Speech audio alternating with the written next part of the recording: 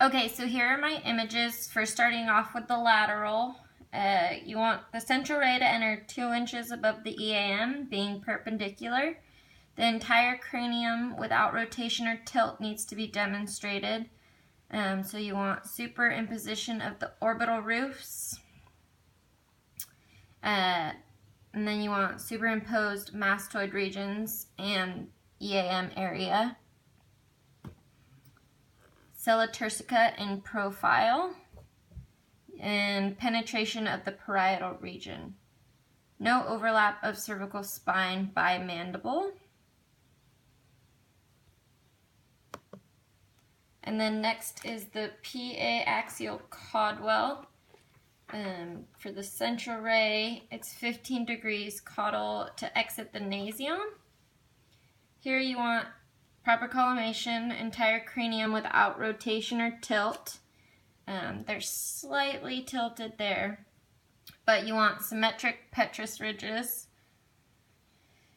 and equal distances from lateral borders of the skull to the orbits on both sides. The mid-sagittal plane should be aligned with the long axis of the collimated field. And then for the axial caudal, it's demonstrating the petrous pyramids lying in the lower third of the orbit. So they should be here. And penetration of the frontal bone.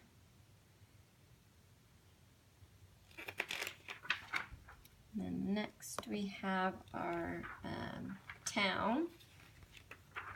So this is an AP axial projection.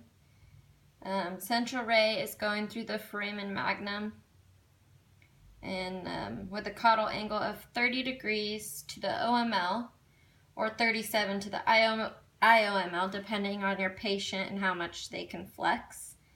And we're entering 2.5 inches above glabella through the EAM.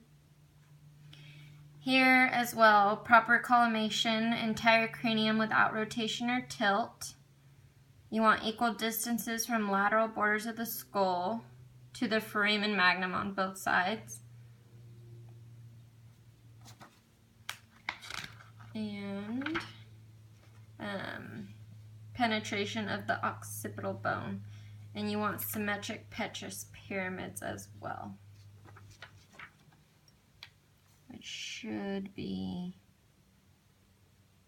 about here.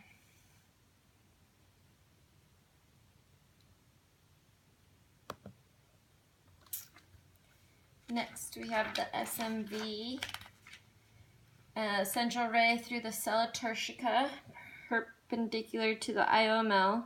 It's entering the mid-sagittal plane between the angles of the mandible and 3/4 anterior to the EAM. And the IR should be parallel to the IOML.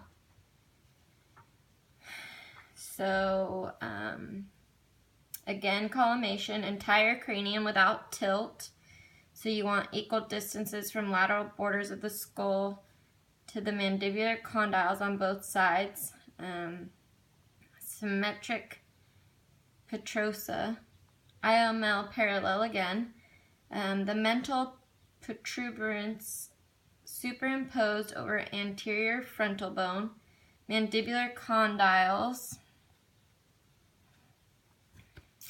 are going to be anterior to the petrosa. Brightness and contrast sufficient to demonstrate cranial base anatomy. And here are the zygomatic arches. And those are my images.